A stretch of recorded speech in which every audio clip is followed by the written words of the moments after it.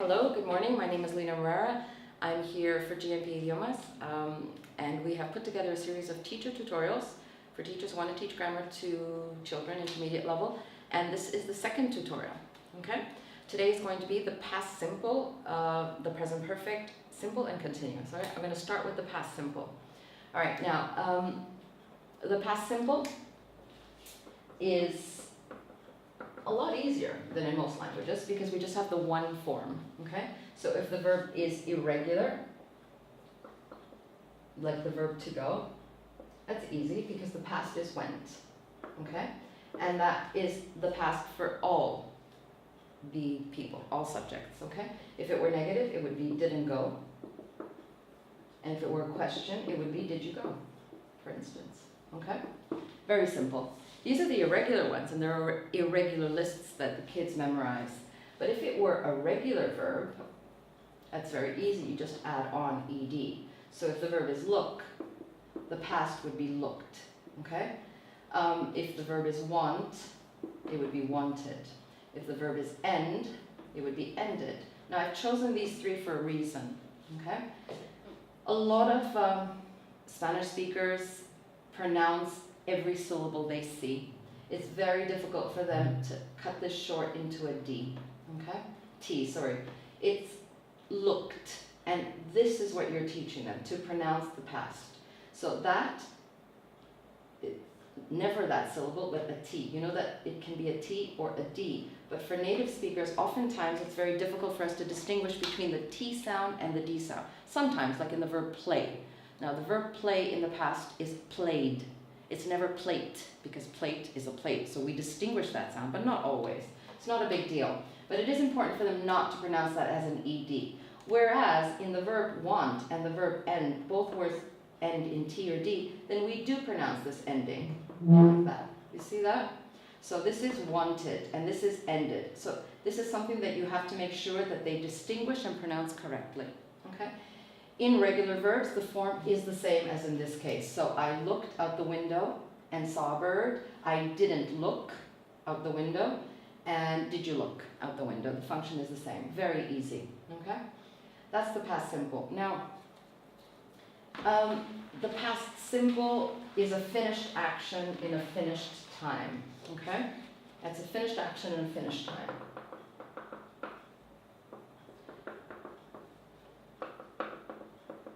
This is important for them to understand because not all tenses have a finished time.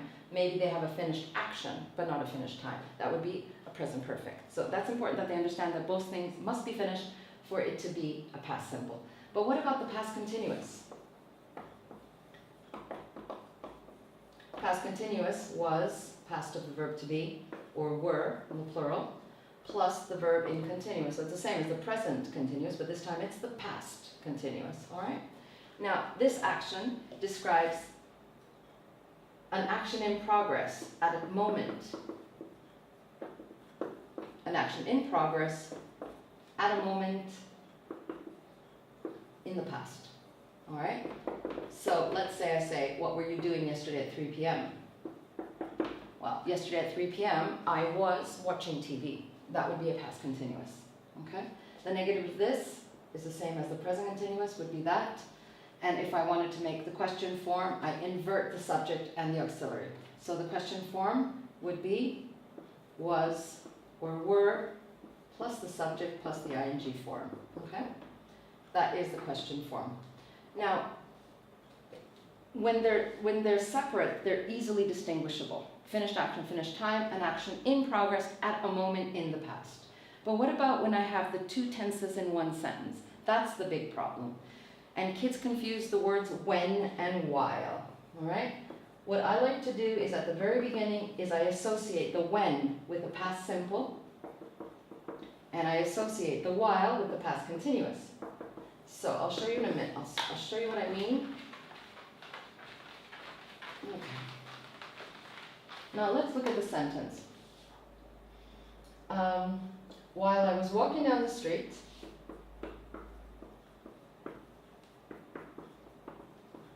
so I've got the while and the past continuous, okay? While I was walking down the street,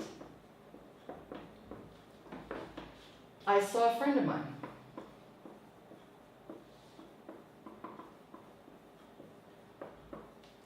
Now here, I've got an action that was happening in the past, interrupted by another action. That's past simple. So if I were to put this into some sort of graphic, I would have an action like that with the while introducing that action, and then an interrupted action. So that would be the past simple. So while I was walking down the street, so this is the past continuous. While I was walking down the street, I saw my friend, okay? But if you teach them to do this, they would say to you, well, can I say, I was walking down the street? I was walking down the street when I saw my friend. I was walking down the street. Now here I'm putting the when to introduce the past simple, and that's perfectly fine. So they have two choices.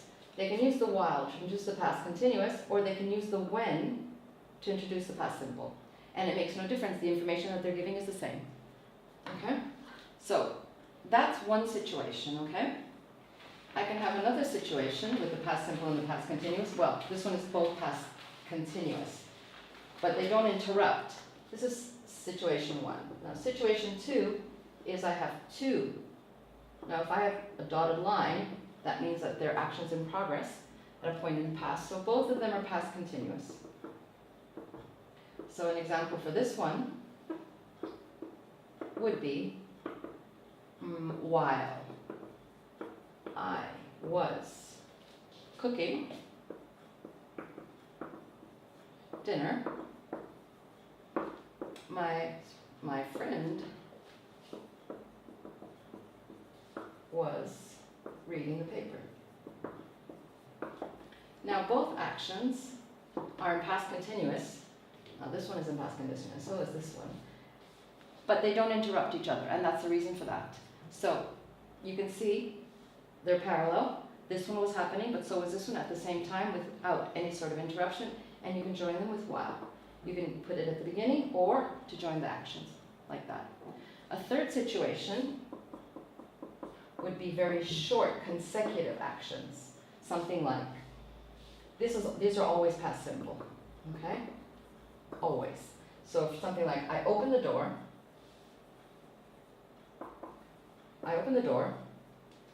looked inside, and left. So I opened the door quickly, I looked inside quickly, and I left.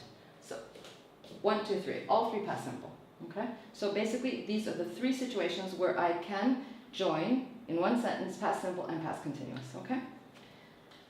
All right, I hope that that was helpful, because this next part is a little more difficult. And that's the present perfect. Present perfect creates a lot of trouble, especially for Spanish speakers, because they think that the present perfect is a past tense, where in fact the present perfect is a present tense. That's why it's the present perfect. The present perfect is different from the past simple, in the sense that this is a finished action and finished time, and this one is a finished action, definitely finished, but the time frame is not finished,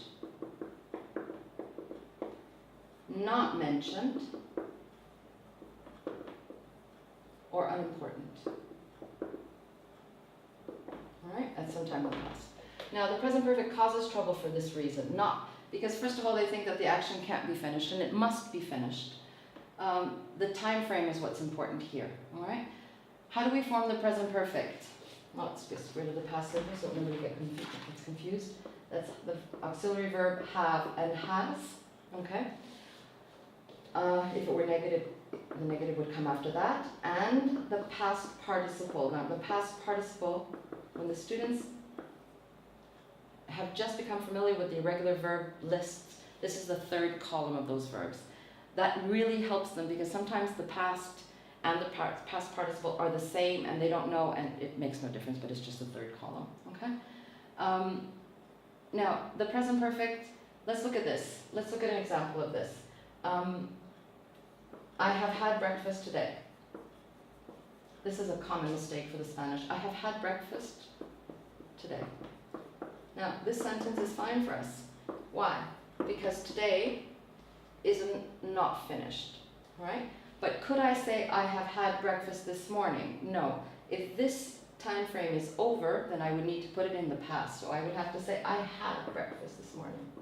All right?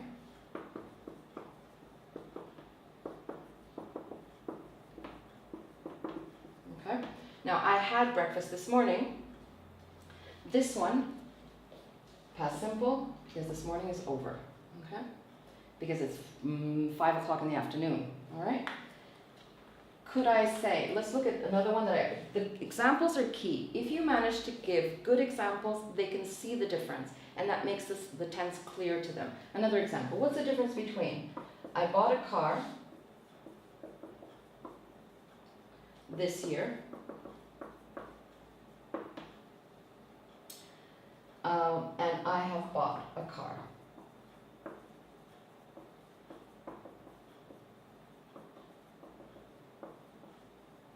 Now, in both cases, the sentences are correct. That's the past simple and that's the present perfect. In this sentence, the time frame is open, and so is in this one. So the action is actually finished. I could leave it like that, but it would be probably more natural for us to say, I bought a car last month,